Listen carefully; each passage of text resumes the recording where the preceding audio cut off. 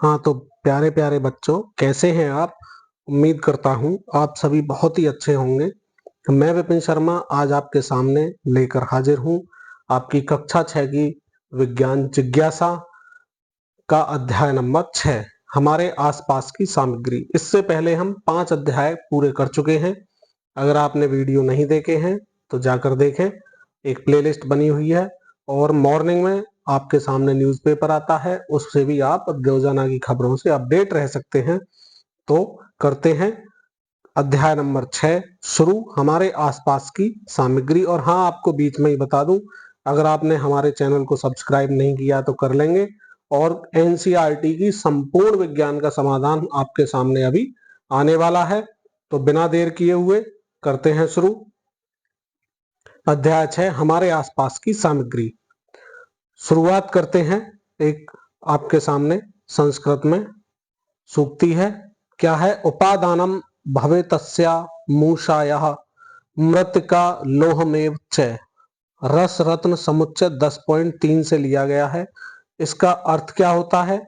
इसका अर्थ है मूसा क्रूसिबल, यानी पदार्थों को गलाने के लिए उपयोग में लाया जाने वाला जो पात्र होता है, पात्र का मतलब बर्तन, बनाने के लिए प्रयुक्त सामग्री मिट्टी और लोहा है। क्या समझ में आया? मूसा या क्रूसिबल जो पात्र है, उसे बनाने के लिए प्रयुक्त सामग्री मिट्टी और लोहा है, और ये पदार्थों को गलाने के काम में उपयोग में लिया जाता है। तो अपने आसपास की वस्तुओं को तो आपने देखा ही होगा। हमारे आसपास की वस्तुओं का अवलोकन। ग्रीष्म अवकाश के बाद घुलन और शीत अपनी नई कक्षा में जाने के लिए उत्साहित हैं। 2 स्टूडेंट हैं आपके प्यारे जैसे। वे अपनी कक्षा में प्रवेश करते हैं और बातचीत करना आरंभ करते हैं। शीत पूछती है, आज तुम स्कूल में क्या लाए हो? तो घुलन क्या कहता है? देखो मेरे पास नई नोटबुक है। शीत क्या कहती है? मेरे पास भी नई नोटबुक और पेन है। गर्मियों की छुट्टियों के बाद आप भी जब स्कूल जाते होगे तो बड़े उत्साहित होते होगे। तो उसी के संदर्भ में ये दोनों स्टूडेंट क्या कर रहे हैं? एक दूसरे के साथ डिस्कशन कर रहे हैं, पूछताछ कर रहे हैं। कुछ समय बाद उनकी विज्ञान की शिक्षिका विद्या जी कक्षा में प्रवेश करती हैं और विद्यार्थियों से बातचीत आरंभ करती हैं। वह उनका ध्यान दैनिक जीवन में उपयोग होने वाली कई वस्तुओं की ओर आकर्षित करती हैं। वह पूछती हैं, वस्तुएं एक दूसरे से किस प्रकार समान या किस प्रकार भिन्न हैं? भिन्न का मतलब अलग है। उनके आकार और रंग क्या क्या हैं? जब आप उन्हें स्पर्श करते हैं तो कैसा अनुभव होता है? क्या उनमें से कुछ वस्तुएं दूसरी वस्तुओं से भारी प्रतीत होती हैं? सभी वस्तुएं किसी न किसी सामग्री से बनी होती हैं, जैसे कागज, लकड़ी, कपड़ा, कांच, धातु, प्लास्टिक, मिट्टी इत्यादि। आपने भी इनके नाम पहले सुने होंगे।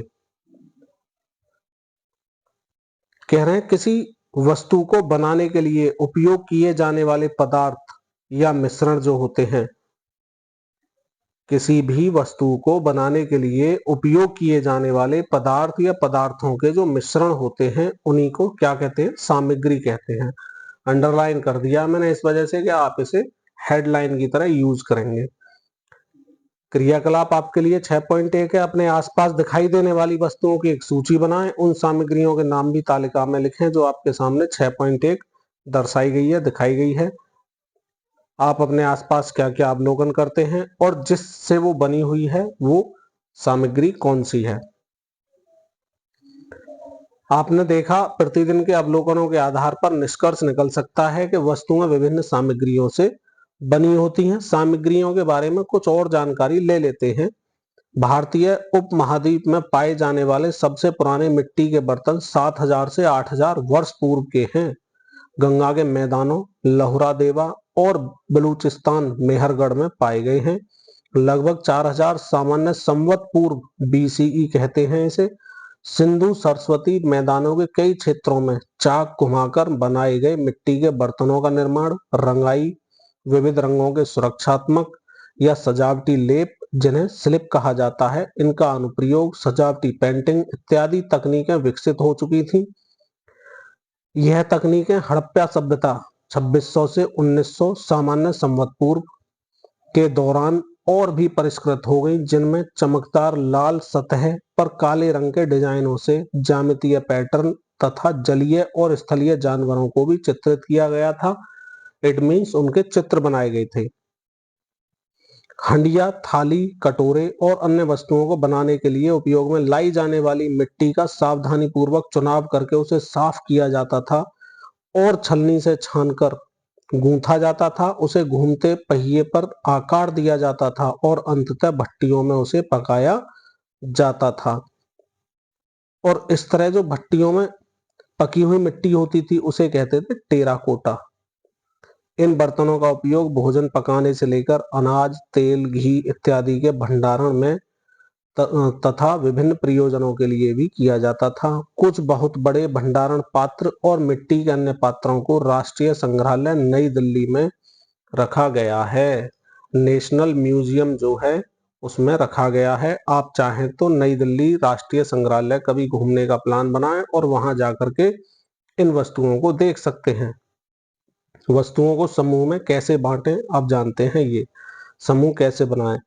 कुछ वस्तुएं दिखाई गई हैं चित्र में, उनके गुण, जैसे उनका गुण हो सकता है आकार के अनुसार, रंग के अनुसार, कठोरता, कोमलता, चमक या द्युतिहीनता। उनकी निर्माण सामग्री के आधार पर समूहों में आप इन्हें बांट सकते हैं। आपके सामने जो वस्तुएं दिख रही हैं।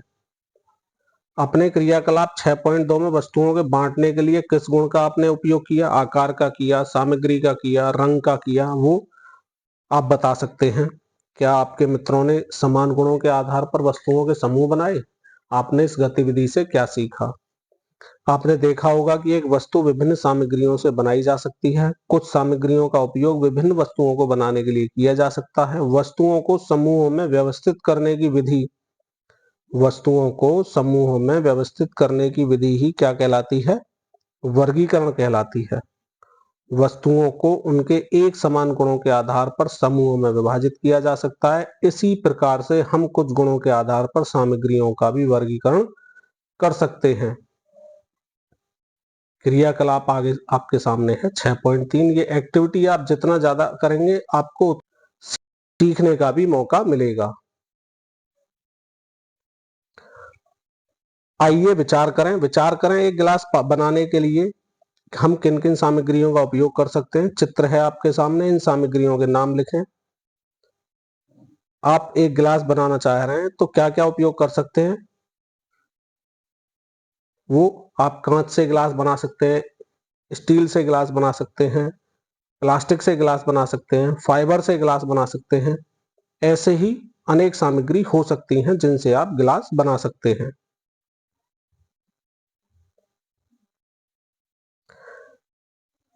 आप अपने अनुसार इन सामग्रियों को लिख सकते हैं। क्या खाना पकाने के लिए, बर्तन बनाने के लिए कागज जैसी सामग्री का उपयोग करना अच्छा विचार होगा?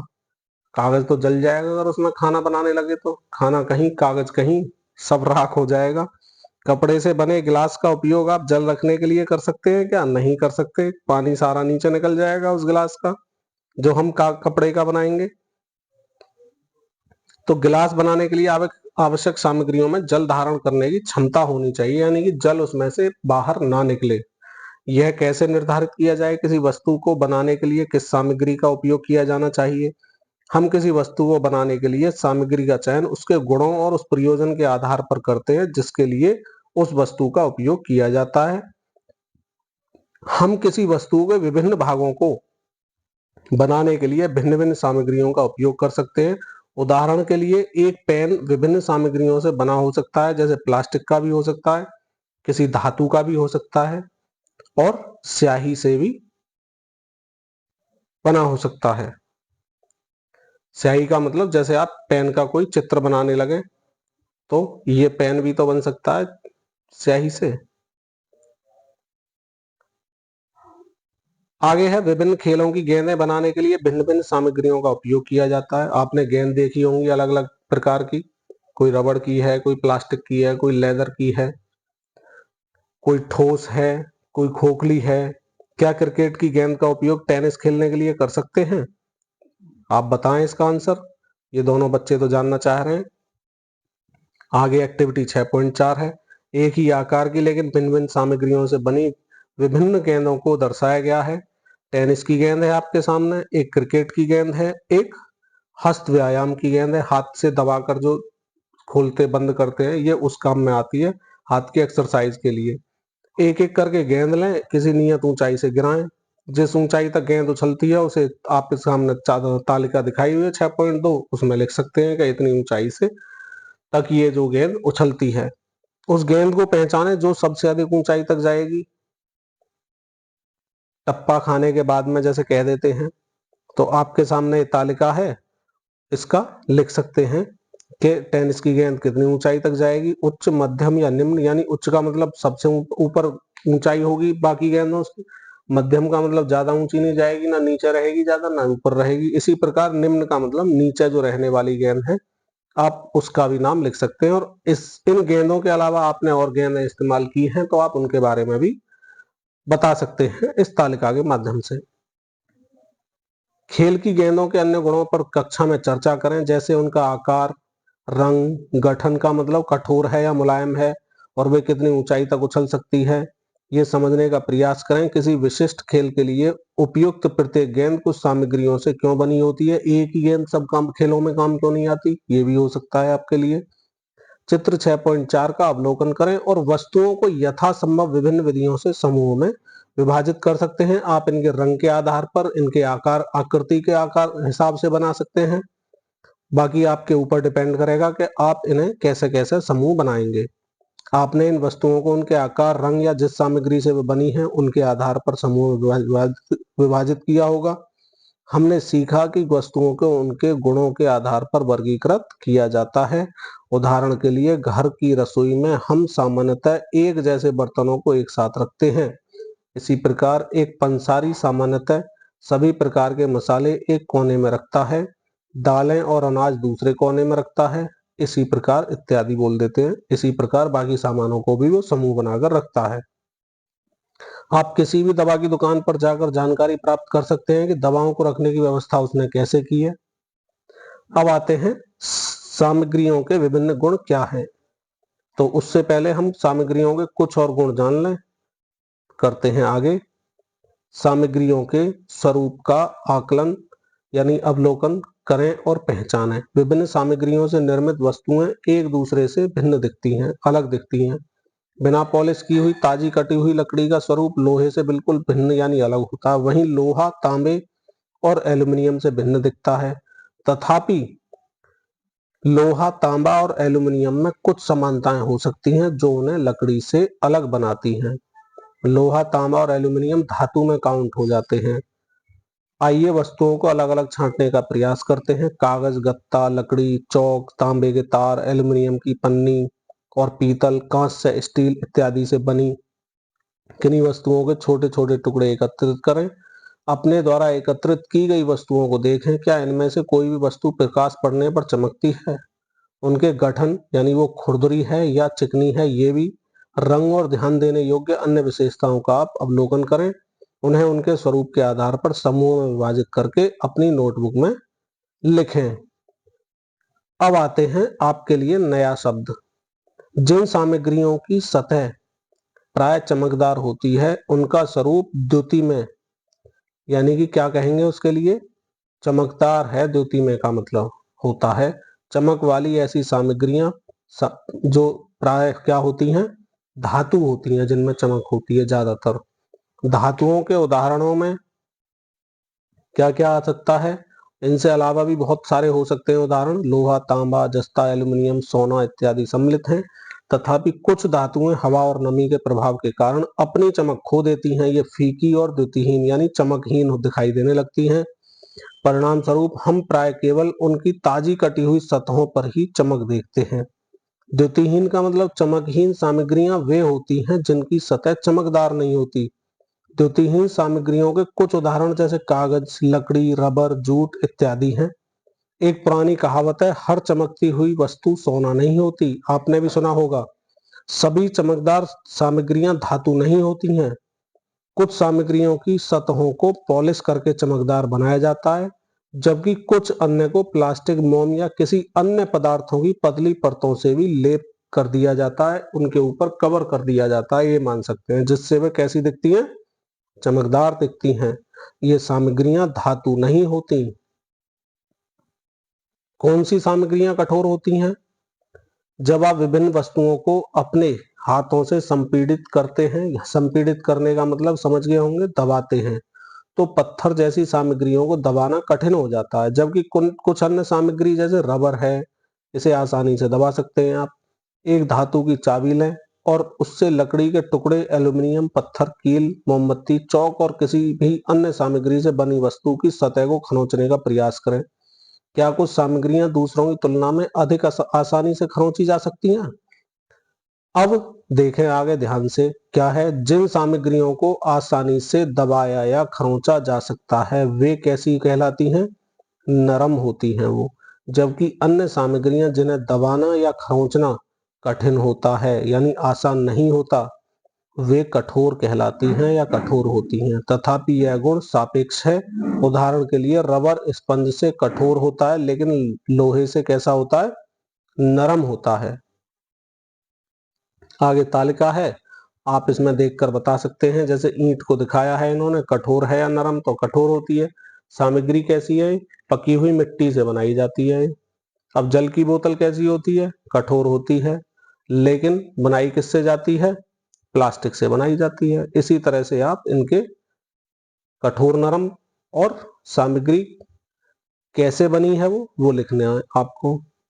अब तालिका 6.3 है, एक एक करके देख लें इन वस्तुओं को, अनुभव करें कि वो वस्तुएं कठोर हैं या नरम, पता लगाएं कि किससे बनी है। अपना अवलोकन 6.3 तालिका में लिख दें। अपने अवलोकनों की तुलना अपने मित्रों के अवलोकनों से करें, जो आपके क्लासमेट्स हैं, सहपाठी हैं, उनसे भी कंपेयर करके देखें और डिस्कशन यानी चर्चा करें। आपने सीखा कि सामग्रियों के अलग अलग गुण हो सकते हैं, जैसे चमक हो सकती है सबकी अलग, कठोरता के आधार पर भी देख सकते हैं हम, कोमलता, आकार और रंग, इनके आधार पर उनके गुण अलग अलग हो सकते हैं। क्या आप सामग्रियों द्वारा प्रदर्शित किए जाने वाले अन्य गुणों के बारे में सोच सकते हैं? आइए आगे जानें इनके बारे में। उन सामग्रियों का पता लगाएं जिनके आर पार हम देख सकते हैं और वे सामग्रियां जिनके आर पार हम नहीं देख सकते।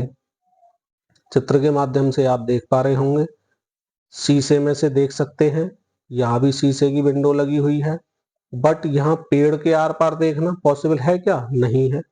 तो आइए अब हम क्या पहचान कर पाए। घुलनशील और सारा अपने दोस्तों के साथ लुका छुपी खेल रहे हैं, यानी इसमें इस खेल को आपने भी खेला होगा, हमने भी खेला है। लुका छुपी में छुपना होता है और कोई ढूंढने वाला अलग होता है। घुलन एक दीवार के पीछे छुप जाता है, शीत बगीचे में एक बड़े पेड़ के पीछे छुप जाती है, जबकि सारा फ्रॉस्टेड कांच के दरवाजे यानी जिसकी सतह धुंधली होती है इसके पीछे छुप जाती है। शीत का छोटा भाई घर की कांच की खिड़की से यह सब होते हुए देख सकता है। जिन सामग्रियों के आर पार देखा जा सकता है उन सामग्रियों को क्या कहेंगे? पारदर्शी कहेंगे। और इसका एग्जाम्पल, उदाहरण क्या हो सकते हैं? कांच, जल, हवा, सेलफोन कागज जो होता है, सेलोफोन का कागज जो होता है, तो वो क्या होते हैं? पारदर्शी होते हैं। अब घुलन, शीत और सारा ने छिपने के इन स्थानों को क्यों चुना? आप इनके बारे में भी सोच सकते हैं। आप सोचें, क्या ऐसा संभव है कि शीत का भाई घर की खिड़की जो है लकड़ी की बंद जो है उसमें से शीत और उसके मित्रों को देख सकता था? अधिकांश सामग्रियां ऐसी होती हैं जिनके आर पार नहीं देख सकते, तो ऐसी सामग्रियों को क्या कहेंगे? अपारदर्शी सामग्री। यानी लकड़ी, गत्ता, धातुएं अपारदर्शी वस्तुओं के क्या हैं? उदाहरण हैं। जिन सामग्रियों के आर पार स्पष्ट नहीं देखा जा सकता उन्हें कैसे कहते हैं? पारभासी कहा जाता है। बटर पेपर, फ्रॉस्टेड कांच पारभासी सामग्रियों के उदाहरण हैं।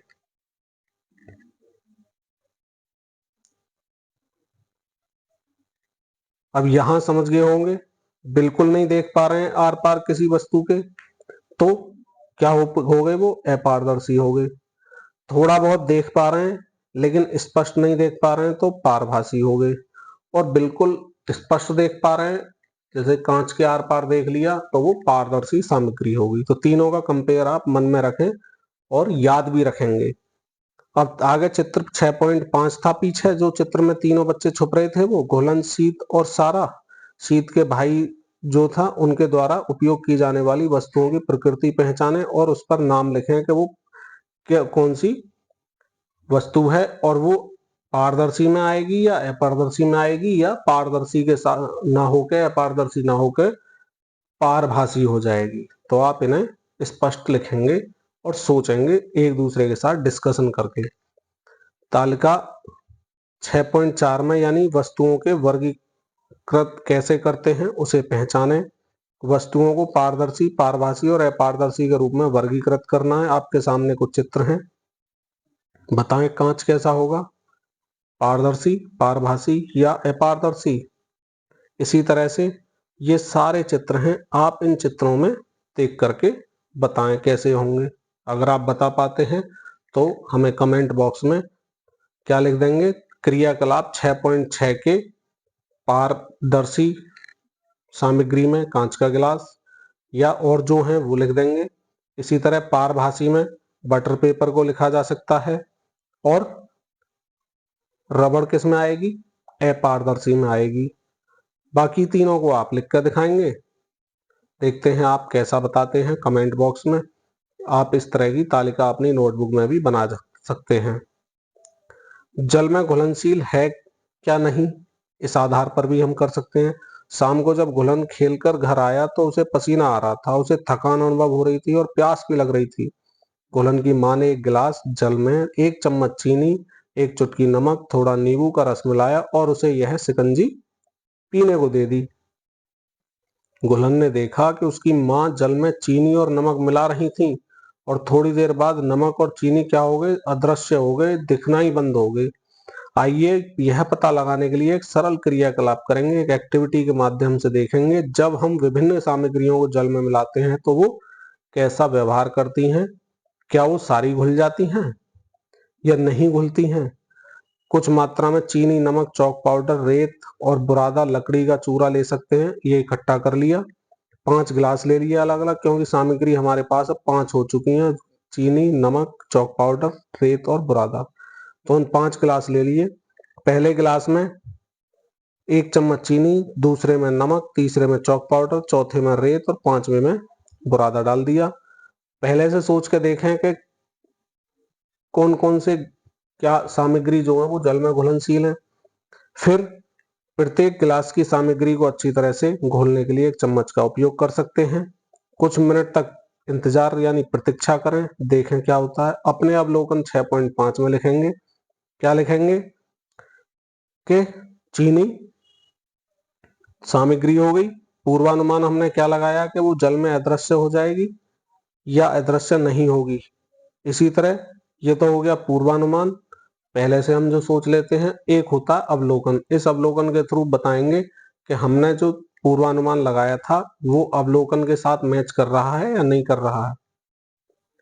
आप देखकर बताएं, चीनी जल में अदृश्य हो जाएगी या अदृश्य नहीं होगी। तो चीनी तो जल में अदृश्य का मतलब है कि दिखेगी नहीं, तो घुल जाएगी तो अदृश्य हो जाएगी। ये हमने पूर्वानुमान लगाया। इसी तरह अवलोकन भी हम कर सकते हैं कि जल में जब आप वास्तविक स्थिति में उस जल में डालेंगे चीनी को और फिर हिलाएंगे तो क्या पता चला हमें कि चीनी दिखना बंद हो गई जल में। इट मीन्स जल में वो अदृश्य हो चुकी है। तो ये पूर्वानुमान और अवलोकन हमारे तो मैच कर गई। आप इसी तरह बाकी चीजों का भी पूर्वानुमान और अवलोकन करके कंपेयर कर सकते हैं कि हमारा पूर्वानुमान कैसा था। आगे है, आपने देखा होगा कुछ सामग्रियां जल में मिलाने पर पूर्णतः अदृश्य हो जाती हैं। हम कहते हैं कि यह सामग्री जल में घुल जाती है और यह जल में घुलनशील है।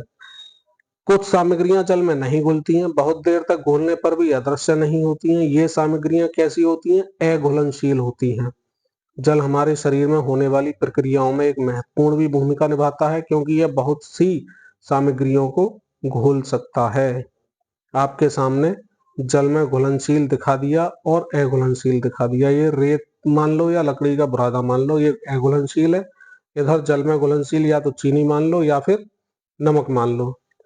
अब आपके लिए गर्मियों के लिए बहुत ही इंपॉर्टेंट घोल होता है, जरूरी और आवश्यक भी हो जाता है कई बार। तो आप स्वयं ORS घोल बनाएं। कैसे बनाते हैं, ORS की फुल फॉर्म है ओरल रिहाइड्रेशन सॉल्यूशन।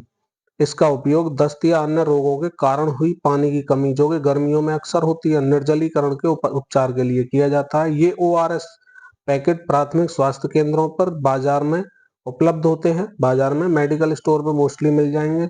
प्रत्येक पैकेट को 1 लीटर जल में घोलकर उपयोग किया जाता है। यदि यह उपलब्ध नहीं है तो उबालकर ठंडे किए गए 1 लीटर जल में 6 चम्मच चीनी, आधा चम्मच नमक मिलाकर इसे घर पर ही तैयार किया जा सकता है। मात्रा समझ लें, 6 चम्मच चीनी और आधा चम्मच नमक 1 लीटर जल के लिए है ये। अगर इसे पिएंगे तो डिहाइड्रेशन जो होता है यानी कि पानी की कमी, निर्जलीकरण खत्म हो जाएगा। क्या तेल, सिरका, शहद जैसे द्रव जल में घुल जाते हैं? जल में विद्यमान गैसों के विषय में आप क्या कह सकते हैं? मछली जो रहती है जल में रहती है, क्या गैस भी इस्तेमाल करती होगी या किसी तरह की? कुछ द्रव जल में पूरी तरह मिल जाते हैं, कुछ द्रव जल के साथ मिश्रित नहीं होते और कुछ समय के लिए रख देने पर एक अलग परत भी बना लेते हैं। इस प्रकार कुछ गैसें जल में घुलनशील होती हैं जबकि अन्य नहीं। उदाहरण के लिए ऑक्सीजन गैस जल में घुल जाती है। यह जल में रहने वाले जंतुओं और पौधों के अस्तित्व के लिए बहुत जरूरी है। जल में जो क्या होते हैं, पौधे और जंतु।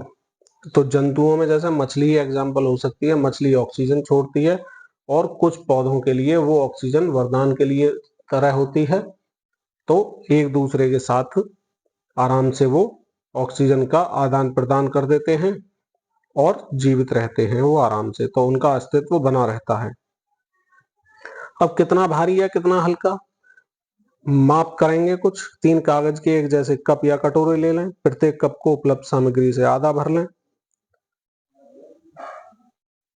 जो भी आपके पास उपलब्ध सामग्री है, 1 कप में जल भरें, इसे क के रूप में चिन्हित कर लें। दूसरे में रेत भरें, इसे ख के रूप में भर लें और तीसरा कंकड़ भर लें, इसे ग के रूप में दिखा दें। पूर्वानुमान लगाएं, पहले से सोचना कि कौन सा भारी होगा कौन सा हल्का होगा। प्रत्येक कप को तराजू का उपयोग करके उसका वजन तोलें और उसमें दर्शाई गई संख्या को अपनी नोटबुक में लिखें। आंकड़ों की तुलना करें और निष्कर्ष निकालें कौन सा भारी है कौन सा हल्का है।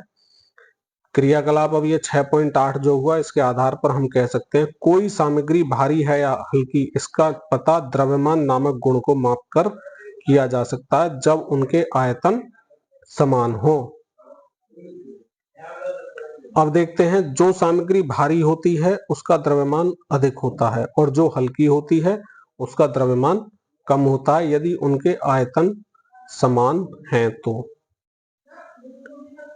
सामान्य भाषा में द्रव्यमान के लिए भार का भी प्रयोग किया जाता है क्योंकि यह भार से निर्धारित होता है। आप उच्च कक्षाओं में द्रव्यमान और भार में अंतर सीखेंगे। द्रव्यमान को m से डिनोट किया जाता है और भार के लिए m इंटू जी का यूज हो जाता है। द्रव्यमान का जो गुणा है वो गुरुत्वीय त्वरण के लिए साथ हो जाता है, तब जाके हमें किसी भी वस्तु का भार इसे W से डिनोट करते हैं, कैपिटल से, और द्रव्यमान को स्मॉल m से यूज किया जाता है। वो आप आगे कक्षाओं में देखेंगे, अभी वो आपके लिए काफी बड़ा हो जाएगा। तो स्थान और आयतन के बारे में देखते हैं। अगले दिन शिक्षिका विद्या जी कक्षा में प्रवेश करती हैं। सभी विद्यार्थी खड़े होकर उनका अभिवादन करते हैं। वह अभिवादन स्वीकार करती हैं। अभिवादन का मतलब वेलकम जैसे करते हैं आप, good morning good evening wish करते हैं अपने टीचर से। एक विशेष प्रयोजन से कहती हैं कृपया अपना बस्ता सीटों पर रखें और बैठ जाएं। सीटों पर बस्ता रखे होने के कारण विद्यार्थी अब बैठ नहीं पाते। शिक्षिका पूछती हैं आप बैठ क्यों नहीं रहे हैं, तो विद्यार्थी जवाब देते हैं बैठने के लिए अब स्थान ही नहीं बचा क्योंकि बस्ते ने स्थान घेर लिया है, अब हम क्या करें, कहाँ बैठे। बातचीत जारी रखते हुए वह 2 विद्यार्थियों को कांच के 2 समान गिलास देती हैं और उन्हें उनकी बोतलों में बचा हुआ जल क्रमशः गिलास में डालने के लिए कहती हैं। कांच के गिलास में जल डालने पर विद्यार्थी देखते हैं कि एक गिलास जल से आधा भर जाता है जबकि दूसरे का लगभग पूरा जल से भर जाता है। आगे आपके सामने है ये। दोनों गिलासों में जल का स्तर अलग अलग क्यों है? मैडम विद्या ने विस्तार पूर्वक बताया। दोनों गिलासों की क्षमता तो समान है, प्रत्येक स्थिति में जल का स्तर अलग अलग है, जो यह बताता है कि प्रत्येक गिलास में जल की मात्रा अलग अलग है। जब इनका हम देखें, दोनों में पानी धारण करने की क्षमता तो सेम है लेकिन जल दोनों में अलग अलग है। एक में अधिक जल है और एक में कम जल है। पहले गिलास में जल कम स्थान घेरता है, जो दर्शाता है कि इस गिलास में जल की मात्रा दूसरे गिलास में भरे हुए जल की तुलना में कम है। तो जल द्वारा घेरा गया ये स्थान जो है जल के आयतन को ही दर्शाता है। अब मैं जग का पूरा पानी खाली बोतल में क्यों नहीं भर पाई, अब मुझे इसका कारण समझ में आया। अब ये कह रही हैं शीत। आपने दुकानों में अलग अलग प्रकार के पीने की जल की बोतलें बिकती हुई देखी होंगी। क्या आपने देखा है कि बोतलों पर मात्रा के रूप में किसी पर 1 ml लिखा होता है, किसी पर 500 ml, कोई 200 ml इत्यादि लिखा रहता है। यह बोतलों में जल के क्या दर्शाता है, आयतन को दर्शाता है। पीने के जल और दूध की बोतलों पर 500 ml का लेबल लगा होता है, जो क्या बता रहा है कि उसका आयतन 500 ml है। अब आप वस्तुओं के कई गुणों के बारे में जानते हैं, तथापि सभी वस्तुओं में सभी गुण विद्यमान नहीं होते। द्रव्य क्या होता है, आपके लिए समझने की चीज। द्रव्यमान और आयतन दो गुण हैं जो सभी सामग्रियों द्वारा प्रदर्शित किए जाते हैं। क्या हम उस वस्तु या सामग्री को एक सामान्य नाम दे सकते हैं जिसमें ये दोनों गुण विद्यमान हो, द्रव्यमान भी हो और आयतन भी हो। कोई भी वस्तु जो स्थान घेरती है और द्रव्यमान रखती है उसे क्या कहेंगे, द्रव्य कहेंगे। द्रव्यमान द्रव्य की मात्रा बताता है, इसे ग्राम में या किलोग्राम में मापा जाता है। द्रव्य द्वारा घेरा गया स्थान उसका आयतन है और आयतन को लीटर में या मिलीलीटर में मापा जाता है। आगे देखते हैं, अंतरराष्ट्रीय मात्रक पद्धति है एक हमारे पास में, क्या है, एसआई भी कह देते हैं उसे अंग्रेजी में। किलोग्राम क्या है, वहां पर द्रव्यमान की इकाई है। किलोग्राम को संक्षिप्त रूप में केजी लिखा जाता है। वाक्य के अंत को छोड़कर किलोग्राम यानी केजी के चिन्ह के बाद के और जी के बीच कोई भी अंतर नहीं रहता, यानी कोई जगह नहीं रहती, उसके बाद कोई बिंदु भी नहीं लगाया जाता है। द्रव्यमान लिखते समय हमेशा संख्या यानी संख्यात्मक मान और इकाई के बीच में जगह छोड़नी पड़ती है। जैसे कि 7 किलोग्राम लिखना है तो उसे 7 केजी दिखा दिया, तो इनके बीच में एक स्पेस दिखा दिया 7 और केजी के बीच में, ना कि 7 किलोग्राम। एस नहीं लगाते कभी भी मात्रक में, पिछले चैप्टर में भी हमने सीखा है। इसी प्रकार लीटर को कैपिटल एल में दिखाते हैं, मिलीलीटर को स्मॉल एम और कैपिटल एल में दिखा सकते हैं। स्मॉल एम और एल के बीच में भी कोई अंतराल नहीं होता। जैसे आपके पास 500 मिलीलीटर जल है तो इसे 500 ml इस तरह लिखेंगे, स्मॉल एम और कैपिटल एल, और 500 और ml के बीच में एक खाली स्पेस भी रखेंगे। एम छोटा अक्षर होगा, लोअर केस कह देते हैं, एल बड़ा अक्षर होगा, इसे अपर केस कह देते हैं। एसआई प्रणाली में घन मीटर को संक्षेप में मीटर की पावर 3, मीटर की घात 3 कहा जाता है। घन मीटर को दर्शाने के लिए संक्षिप्त नाम मूर्धांक भी कह देते हैं। सुपर स्क्रिप्ट होती है, इसमें सुपर स्क्रिप्ट 3 कह सकते हैं। इट मीन पावर 3 के रूप में दिखाना है तो सुपर स्क्रिप्ट में काम आएगा ये। उदाहरण के लिए यदि आपके पास 2 घन मीटर आयतन है तो इसे 2 मीटर की घात 3 लिखा जाता है। संख्या यानी संख्यात्मक मान और इकाई के बीच हमेशा एक स्थान छोड़ना है। जैसे 1 मीटर की घात 3 का अगर हम कंपेयर करें लीटर से, तो 1 मीटर की घात 3 का बराबर 1000 लीटर होता है। द्रव्य का जो शुद्ध रूप है उसे क्या कहते हैं, पदार्थ कहते हैं। जैसे जल, शर्करा, नमक, लोहा और ऑक्सीजन। क्या हमारे आसपास की सभी सामग्रियां द्रव्य के विभिन्न उदाहरण मानी जा सकती हैं? इस संबंध में अपने मित्रों के साथ चर्चा करें। उदाहरण के लिए जल क्या है, द्रव्य है। रेत और कंकड़ भी द्रव्य हैं, और इसी प्रकार कप भी क्या है, द्रव्य है। सामग्रियां द्रव्य के वे प्रकार होते हैं जिनका उपयोग वस्तुओं के निर्माण या उन्हें तैयार करने में किया जाता है। हमने सीखा सामग्रियां भिन्न भिन्न दिखती हैं और भिन्न भिन्न व्यवहार करती हैं। हमने सामग्रियों के समूह और उनके गुणों के में समानता या अंतर के आधार पर बनाए।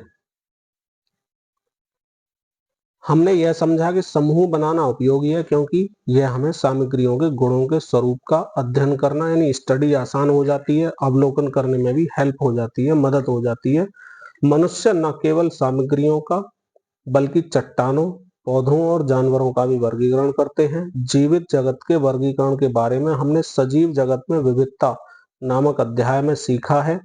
सजीव जगत की भांति ही निर्जीव जगत का वर्गीकरण भी उनके गुणों के आधार पर किया जा सकता है। आप सजीव कौन होते हैं और निर्जीव कौन होते हैं, इसके लिए भी हमें कमेंट बॉक्स में बता सकते हैं। देखते हैं आपको कितनी नॉलेज है सजीव और निर्जीव के बारे में। क्या आप सोच सकते हैं कि प्लास्टिक के आविष्कार ने मनुष्यों के जीवन में क्या परिवर्तन किया है? ये वरदान है या अभिशाप, यानी इससे फायदे ही फायदे हैं या कुछ नुकसान भी है प्लास्टिक से? अब दोनों स्टूडेंट हैं आपके सामने, शीत और घुलन, इन दोनों ने अब डिस्कशन किया है कि हमने सामग्रियों के विभिन्न गुणों का पता लगाया और उन्हें समझा। हाँ, लेकिन आज हम जो सामग्रियां देखते हैं उनमें से अधिकांश तो पहले भी अस्तित्व में रही होंगी। मुझे यह जानने की उत्सुकता है कि उस समय के लोगों ने उन्हें किस प्रकार वर्गीकृत किया होगा, कैसे डिवाइड किया होगा। अब तो हम कर लेते हैं। अब देखते हैं प्राचीन काल के बारे में। प्राचीन भारत में भी ऐसी वर्गीकरण प्रणाली प्रणाली जो थी वो विद्यमान थी। आयुर्वेद, जो कि भारतीय चिकित्सा पद्धतियों में से एक है, उसमें भी भौतिक पदार्थों के समूह में बांटने की एक प्रणाली है।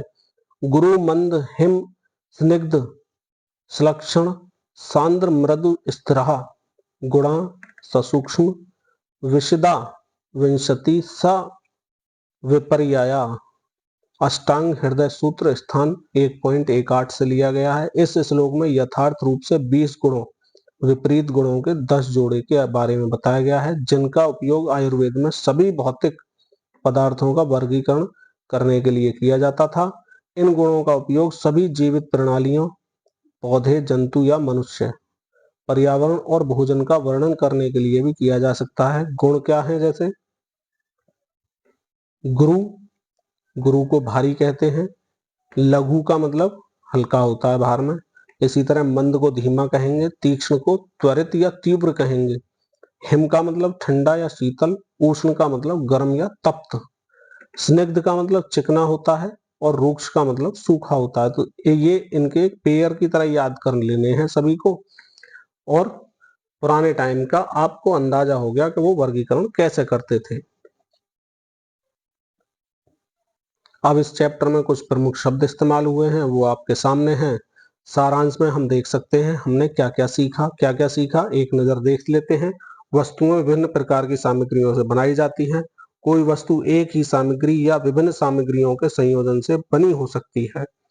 आगे सीखा हमने, हम एक जैसे कार्य करने वाली वस्तुएं बनाने के लिए विभिन्न सामग्रियों का उपयोग कर सकते हैं। आगे सीखा, सामग्रियों को समूह में व्यवस्थित करने की विधि को क्या कहते हैं? वर्गीकरण कहते हैं। सामग्रियों में विभिन्न गुण होते हैं जो उनके उपयोग को भी निर्धारित करते हैं। सामग्रियों को उनके गुणों में समानता या अंतर के आधार पर समूहबद्ध या वर्गीकृत किया जाता है। सामग्रियां उनके स्वरूप के आधार पर समूह में बांटी जा सकती हैं, जैसे द्युति में, जिसे हम चमकदार कह रहे थे, फिर द्युतिहीन, जिसे चमकहीन कह रहे थे, और कुछ को स्पर्श अनुभव के आधार पर कठोर या नरम भी बताया था। सामग्रियों को पारदर्शी, पारभासी और अपारदर्शी के रूप में वर्गीकृत किया था हमने। यह वर्गीकरण इस बात पर निर्भर करता है कि हम उनके आर पार कितनी स्पष्टता से देख सकते हैं। कुछ सामग्रियां जल में घुलनशील होती हैं, जबकि कुछ अन्य अघुलनशील भी होती हैं। कोई भी वस्तु जो स्थान घेरती है और जिसका द्रव्यमान होता है, उसी को क्या कहते हैं? द्रव्य कहते हैं। द्रव्य द्वारा घेरा गया उसका स्थान क्या कहलाता है? आयतन कहलाता है। द्रव्यमान क्या होता है? द्रव्यमान किसी वस्तु में विद्यमान द्रव्य की मात्रा का मापन कराता है। आपके खेलने के लिए है, निम्न शब्दों में से जिन शब्दों में परस्पर कोई संबंध है उन्हें तीर द्वारा दर्शा सकते हैं। जैसे पारदर्शी है तो पारदर्शी का किसके साथ तीर बना सकते हैं? पारदर्शी में आता है कांच, तो पारदर्शी हो गया कांच। अब हम बात करें अपारदर्शी, तो अपारदर्शी में क्या हो सकता है? लकड़ी हो सकती है, कोई भी ठोस भी हो सकता है।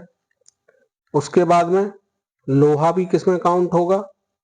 लोहा, तांबा जो है, लोहा, तांबा है, बोतल है या प्लास्टिक है। प्लास्टिक को किसमें ले आए हम? मेरे से ज्यादा तरीके से भी आप इसमें संबंध बना सकते हैं। लोहा, तांबा वस्तुएं होती हैं और ये अपारदर्शी में ही आएंगी, और ये चमकदार भी होते हैं। लोहा, तांबा, अगर इनकी सतह की बात करें तो चमकदार सतह होती है, और कोई भी ठोस होंगे वो अपारदर्शी तो हो ही गए। लोहा और तांबा भी ठोस में ही आ जाएंगे। प्लास्टिक कैसी हो जाएगी, प्लास्टिक की बोतल बन दी है हमारे पास में बहुत सारी। तो इस तरह से आप इन्हें मेरे से भी ज्यादा तरीके से डिवाइड कर सकते हैं और नए खेल में सीख सकते हैं।